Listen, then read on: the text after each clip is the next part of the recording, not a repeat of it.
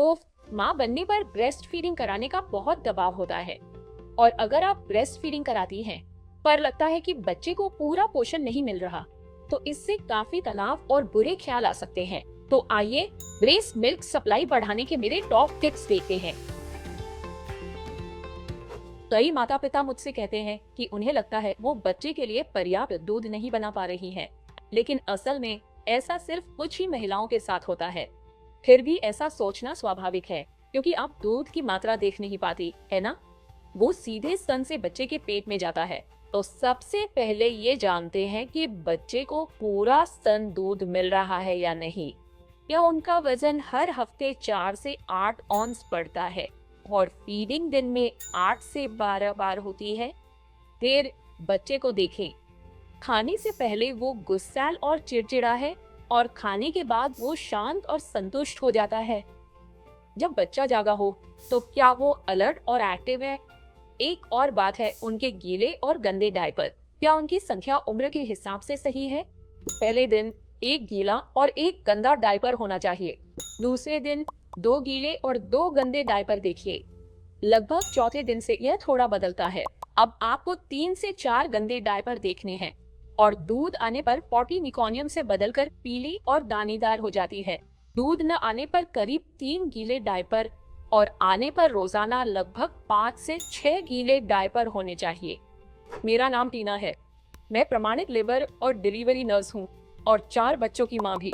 मैंने चारों को दूध पिलाया और मुझे यह पसंद था। अगर ऐसा कंटेंट पसंद है तो सब्सक्राइब बटन जरूर। मैं प्रमाणित स्तनपान सलाहकार नहीं हूँ और मेरी पहली सलाह है किसी प्रमाणित सलाहकार से मिले, क्योंकि वे ही इसके विशेषज्ञ हैं और वे यूं ही कुछ भी नहीं कहेंगे। उनके पास ब्रेस्ट मिल्क सप्लाई बढ़ाने में मदद के लिए कई टिप्स और ट्रिक्स हैं। वे असल में समय लेकर आपको और आपकी जरूरतों को समझकर आपकी मदद करेंगे। वे आपकी हेल्थ हिस्ट्री, ग्लैंडुलर टिश्यू और हार्मोनल समस्याओं की जांच करेंगे, जैसे क्या आपको पीसीओएस था, डिलीवरी में ज्यादा ब्लीडिंग हुई, या आप एनीमिक है, क्योंकि ब्रेस्ट मिल्क से पहले शरीर खून बनाता है। तो वे इन सब बातों का ध्यान रखेंगे। मेरी राय में अगर आपको ब्रेस्ट मिल्क सप्लाई बढ़ानी है और खर्च उठा सकती है, तो स्तनपान सलाहकार मेरी पहली पसंद होंगे। मेरा अगला जरूरी सुझाव है कि बच्चे का लैच कुशल और गहरा हो। अगर बच्चे का लैच सही नहीं है तो वो स्तन ठीक से खाली नहीं कर पाएगा। इससे आपको दर्द होगा, आप कम स्तनपान कराएंगी और मिल्क सप्लाई पर भी असर पड़ेगा। इस वीडियो के आखिर में अच्छे लैच पर बनाए वीडियो का लिंक है। टिप नंबर 3, याद रखें, स्तन दूध आप बना रही हैं तो अपना ख्याल जरूर रखें। यानी आपको रोजमर्रा की जरूरतें और दूध उत्पादन बनाए रखने के लिए पर्याप्त कैलोरी लेनी होगी और पर्याप्त पानी पीना भी जरूरी है। अगर आप डिहाइड्रेटेड हैं तो दूध बनने की पूरी प्रक्रिया बिगड़ सकती है। दोनों स्तनों से पिलाना एक अच्छा विचार है। बच्चे को पहले स्तन पर लगाएं और तब तक पिलाएं जब तक उसके घूंट धीमे न हो जाएं, जो आप आसानी से देख सकती हैं। और ऐसा होने पर दूसरे स्तन से पिलाएं और दोनों को उत्तेजित करें। हमेशा दूसरा स्तन भी दें। मेरी अगली सलाह पर विवाद हो सकता है, लेकिन अगर आप ब्रेस्ट मिल्क सप्लाई बढ़ाने के दौर में हैं तो बोतल या पैसिफायर से दूर रहें, क्योंकि दूध की सप्लाई बढ़ाने के लिए स्तन पर उत्तेजना और चूसना जरूरी है, जो दिमाग को और दूध बनाने का संकेत देता है। तो अगर बच्चा पैसिफायर या बोतल चूस रहा है तो उसकी चूसने की ऊर्जा बर्बाद हो रही है, जो आपके ब्रेस्ट मिल्क सप्लाई को फायदा नहीं पहुंचाता। अगर आप बच्चे को फॉर्मूला दे रही हैं क्योंकि आपका ब्रेस्ट मिल्क वाकई कम है या किसी वजह से टॉप अप करना चाहती हैं, तो कृपया ये करें, पहले बच्चे को स्तन पर लगाएं, क्योंकि भूखा होने पर बच्चा सबसे अच्छे से और जोर से चूसता है। अगर पहले बोतल दे और बच्चा लगभग संतुष्ट हो, फिर उसे स्तन पर लगाने पर वो चूसना आपकी दूध की सप्लाई बढ़ाने में असरदार नहीं होगा। तो अगर बच्चा भूखा हो तो पहले उसे स्तनपान कराएं। स्तन में जितना दूध है उसे पीने दें, फिर फॉर्मूला से टॉप अप करें।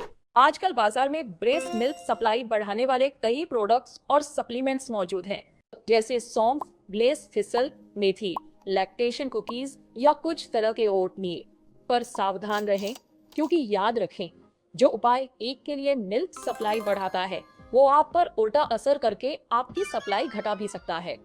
इसका असर उम्मीद से बिल्कुल उल्टा हो सकता है। इसलिए कुछ भी नया शुरू करने से पहले खासकर गर्भावस्था और स्तनपान के दौरान अपने प्रदाता से बात करें। वो आपको बता सकते हैं कि किसे आजमाना है, किससे बचना है या फिर कोई दूसरा रास्ता अपनाना है। कुछ देशों में आपके प्रदाता दवाएं भी लिख सकते हैं, लेकिन कोई नया सप्लीमेंट शुरू करते समय सावधान रहें और ध्यान दें कि क्या उसका वह असर हो रहा है जिसकी आपको तलाश है। अगर नहीं तो दिशा बदल लें। तो इस लिस्ट में मेरी एक पसंदीदा चीज है अपने नए बच्चे के साथ स्किन टू स्किन संपर्क का समय बढ़ाना। त्वचा से त्वचा संपर्क का मतलब है बच्चे और आपका नग्न शरीर एक दूसरे से सटना। यह थोड़ी देर के लिए भी अच्छा है, पर दूध की सप्लाई बढ़ाने के लिए इसका समय बढ़ाना समझें। इससे ब्रेस्ट मिल्क सप्लाई के लिए जरूरी हार्मोन प्रोलैक्टिन और ऑक्सीटोसिन रिलीज होते हैं। प्रोलैक्टिन दूध बनाने में और ऑक्सीटोसिन उसे निकालने में मदद करता है। तो अपने बच्चे को गले से लगाकर रखें। अब हम सचमुच महत्वपूर्ण बात पर आ रहे हैं, क्योंकि अधिक स्तन दूध बनाने की कुंजी है। स्तनों से अधिक बार अधिक दूध निकालना, क्योंकि स्तन से ज्यादा दूध निकालने पर आपके दिमाग को लगता है कि बच्चे को और दूध चाहिए और वो ज्यादा दूध बनाने लगता है। यानी आपको ज्यादा बार स्तनपान कराना होगा या फिर पंपिंग सेशंस बढ़ाने होंगे। तो दिन में हर 1.5 से 2 घंटे में दूध पिलाना या पंप करना है, और हाँ, रात में हर 3 घंटे में भी करना है। माफ कीजिए, पर अगर आप ब्रेस्ट मिल्क सप्लाई बढ़ाना चाहती हैं तो आपको रात में भी स्टिमुलेशन शुरू करना होगा, क्योंकि आपके शरीर को 24 घंटे में कम से कम 8 स्टिमुलेशन की जरूरत होती है ताकि उसे ज्यादा दूध बनाने का सिग्नल मिले। हमने दूध पिलाने की फ्रीक्वेंसी बढ़ाने पर बात की थी, पर अब वॉल्यूम की भी बात करनी है। स्तनों को ज्यादा बार खाली करके अधिक दूध निकालना जरूरी है। तो मैं ये करती थी कि बेटे का पेट भर जाने पर उसे लिटाकर अपना डबल इलेक्ट्रिक पंप लगा लेती थी, फिर ब्रेस्ट के खाली होने तक पंप करती थी और फिर 5 से 10 मिनट और पंप करती थी, क्योंकि मैंने अपने ब्रेस्ट तो खाली कर दिए पर सकिंग जारी रखी, और इससे मेरे दिमाग को सिग्नल मिला कि सारा दूध खत्म हो गया, पर उन्हें और चाहिए, इसलिए और दूध बनाना होगा। आप पंपिंग से भी यह कर सकती हैं। पहले खाली होने तक पंप करें, फिर पंप चालू रखकर 5 से 10 मिनट और पंप कर। मेरी आखिरी टिप एक समय लेने वाली तकनीक अपनाना है, पर यह ब्रेस्ट मिल्क सप्लाई बढ़ाने में असरदार है। लेकिन इसके लिए आपको एक ब्रेस्ट पंप चाहिए, क्योंकि यह पावर पंपिंग है, और पावर पंपिंग में आप वही करते हैं जो बच्चा क्लस्टर फीडिंग में करता है। और हमारे बच्चे ज्यादा दूध की जरूरत होने पर स्वाभाविक रूप से क्लस्टर फीड करते हैं, क्योंकि ब्रेस्ट पर बच्चे के चूसने से प्रोलैक्टिन रिलीज होता है। और अगर आपको याद हो तो मैंने बताया था कि दूध बनाने का काम प्रोलैक्टिन का है। पावर पंपिंग के लिए इलेक्ट्रिक पंप लगाएं। 20 मिनट पंप, 10 आराम, फिर 10 पंप, 10 आराम, और आखिर में 10 मिनट और पंप करें। बस हो गया। इसमें घंटा भर लगेगा। हैंड पंप से भी कर सकते हैं, पर हाथ बहुत बहुत दुखेगा। ब्रेस्ट फीडिंग पेरेंट्स के लिए सुबह पावर पंपिंग करना बेहतर है, जब मिल्क सप्लाई सबसे ज्यादा होती है। स्टेशन और बच्चे की अगली फीडिंग के बीच कम से कम 1 घंटे का समय रखने की कोशिश करें, या बच्चा बस ब्रेस्ट चूसता रहेगा पर उसे ज्यादा कुछ मिल नहीं रहा होगा। इससे मिल्क प्रोडक्शन तो बढ़ता है, पर बच्चा खुश नहीं रहता। इसलिए पंपिंग करने वाले पेरेंट्स अपने पंपिंग सेशन को पावर पंपिंग सेशन से बदलें, और पावर पंपिंग करने पर 1 हफ्ते में ही नतीजे दिखने लगेंगे। तो पंप्स की बात पर एक और टिप, आपके ब्रेस्ट मिल्क प्रोडक्शन के लिए पंप पर सही साइज का फ्लैंज होना बहुत जरूरी है। अगर आप फ्लैंज साइज और पंपिंग पर वीडियो चाहते हैं तो कमेंट्स में बताइए, मैं आपके लिए एक बना दूंगी। ठीक है, यह तो काफी था, पर इस वीडियो से याद रखने वाली सबसे जरूरी बात यह है, ज्यादा दूध बनाने के लिए आपको ज्यादा बार दूध निकालना होगा।